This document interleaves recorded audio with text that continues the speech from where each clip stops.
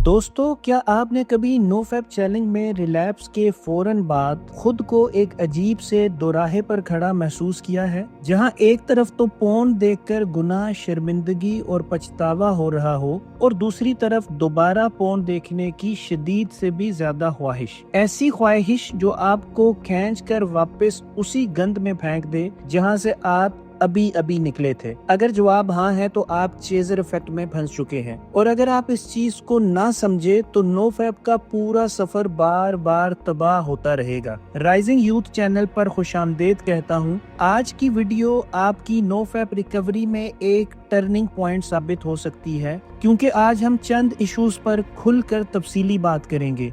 मसलन chaser effect क्या है और क्यों होता है, इस दौरान दिमाग में क्या केमिकल तब्दीलियां आती हैं, रिलैप्स के बाद इंसान कैसा महसूस करता है और इस दायरे से बाहर कैसे निकलना है। तो चलें सबसे पहले जान लेते हैं कि चेजर इफेक्ट क्या बला है।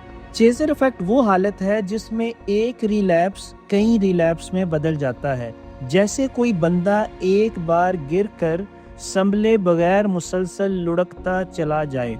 पोर्न देखने या मुश्तजनी करने के फौरन बाद दिमाग को डोपामीन का एक ऐसा बड़ा झटका मिलता है जिससे इंसान का जिस्म संभल नहीं पाता। नतीजा ये निकलता है कि 2 से 6 घंटे बाद दिमाग में दोबारा वही तलब जागती है, बल्कि पहले से भी ज्यादा शदीद। आपका दिमाग कहता है एक बार और कर लो, बस आखिरी बार, फिर बेशक छोड़ देना। लेकिन वो एक बार अगली एक बार को जन्म देती है और यूं एक रिलैप्स 3, 5, 7 में बदलता चला जाता है। यही है चेजर इफेक्ट। अच्छा, चलें अब समझने की कोशिश करते हैं कि चेजर इफेक्ट कैसे और क्यों शुरू होता है। असल में रिलैप्स के बाद शुरू में आप समझते हैं कि मुझे सुकून मिल गया, लेकिन हकीकत कुछ और है। रिलैप्स के बाद दिमाग एक इलेक्ट्रिक शॉर्ट सर्किट की तरह हिल जाता है। पोर्न, डोपामीन और फैंटेसी की एक गैर फितरी ओवर स्टिमुलेटिंग लहर दिमाग की पूरी केमिस्ट्री को उलट पुलट कर देती है। रिलैप्स के बाद दिमाग का रिवॉर्ड सिस्टम बेचैनी, जज्बाती कमजोरी और शदीद ख्वाहिश में डूब जाता है। इस कैफियत को डोपामीन क्रैश कहते हैं। इस क्रैश के बाद दिमाग खुद को दोबारा ऊपर खींचने के लिए वही चीज मांगता है जिसने उसे बर्बाद किया था। यही साइकिल चेजर इफेक्ट को जन्म देता है। रिलैप्स के फौरन बाद दिमाग में 3 बड़ी तब्दीलियां होती हैं। Number 1, dopamine overshoot. Dopamine level पहले एकदम से बहुत ऊपर जाता है और फिर नीचे गिरता है, जैसे बिजली का बल्ब एकदम पूरे जोर से जल कर बुझ जाए। नंबर 2 पे है प्री फ्रंटल कॉर्टेक्स। रिलैप्स के बाद दिमाग का वो हिस्सा जो फैसले, कंट्रोल, बर्दाश्त और सेल्फ डिसिप्लिन को संभालता है, चंद घंटों के लिए ब्लैकआउट हो जाता है। इसीलिए रिलैप्स के बाद इंसान अचानक बहुत मायूसी का शिकार हो जाता है, यहाँ तक कि उसे खुदकुशी तक के ख्यालात आने लगते हैं। नंबर 3 पे है प्लेयर मेमोरी जाग उठती है। अब यहाँ दिमाग कहता है पिछली बार जो लज्जत मिली थी वो दोबारा करो। हालांकि ये लज्जत नहीं, दिमाग की डेटाबेस की यादाश्त है। इसलिए चेजर इफेक्ट एक हैवानी फितरत का दिमागी रिस्पॉन्स है। ये आपकी कमजोरी नहीं बल्कि आपके दिमाग का केमिकल रिएक्शन है। चेजर इफेक्ट से गुजरते हुए इंसान कुछ मनफी और परेशान कर देने वाली अलामात का सामना करता है, जैसे बेचैनी, घबराहट, दिल बैठना, जिस्म में अजीब सी वाइब्रेशन, अंदर से तन्हाई, मुसलसल अर्जेस, दिमाग का बार बार पुरानी वीडियोस को याद करना, ट्रिगर्स की भरमार, आंखों में पछतावा, चेहरे पे थकन और दिल में ये एहसास कि मैं दोबारा से गिर गया, मेरी सारी कोशिश और मेहनत चंद लम्हों में जाया हो गई। ये वो कैफियत होती है जहां बहुत से नो फैप चैलेंजर्स हार मान जाते हैं। लेकिन याद रखिए, ये वही मकाम है जहां आपका सफर या बनता है या मुकम्मल तौर पर टूट जाता है। अब आपको बताते हैं कि चेजर इफेक्ट के दौरान हमें क्या करना चाहिए। चेजर इफेक्ट में आपको जज्बाती या मायूस बिल्कुल नहीं होना, ना ही खुद को कोसना या बुरा भला कहना या गिल्ट का शिकार होना है, बल्कि यहाँ दिमाग और साइंस के साथ चलना पड़ता है। चेजर इफेक्ट में दिमाग आपका दुश्मन नहीं, बस शदीद मगलूब हालत में होता है। آپ کو 48 سے 72 گھنٹے یعنی 2 سے 3 دن تک اس کے اثرات سے بچنا ہے اور اس دوران مزید ریلیپس نہیں کرنا، کیونکہ سائنس کے مطابق چیزر ایفیکٹ ہمیشہ عارضی ہوتا ہے اور زیادہ سے زیادہ 3 دن میں دماغ نارمل ہو جاتا ہے۔ ان 3 دنوں میں اگر آپ خود کو سنبھالنے میں کامیاب ہو گئے تو آپ کے نو فیب چیلنج کا پورا سفر بدل سکتا ہے۔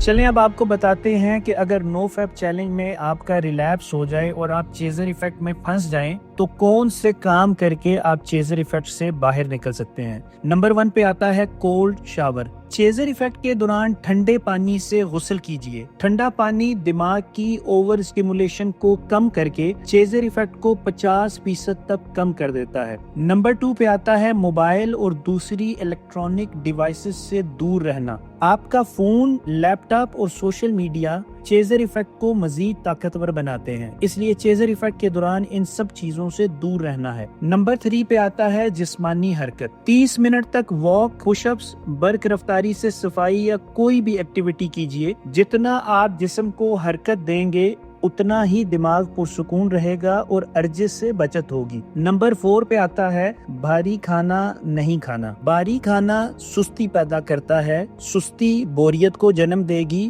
اور بوریت نو فیب چیلنج میں ایک بہت بڑا ٹریگر یعنی ڈینجر زون ہے۔ اس لیے طبیعت کو بھاری کرنے والا کھانا بالکل نہیں کھانا، بلکہ جو بھی کھانا ہے بھوک رکھ کر کھانا ہے۔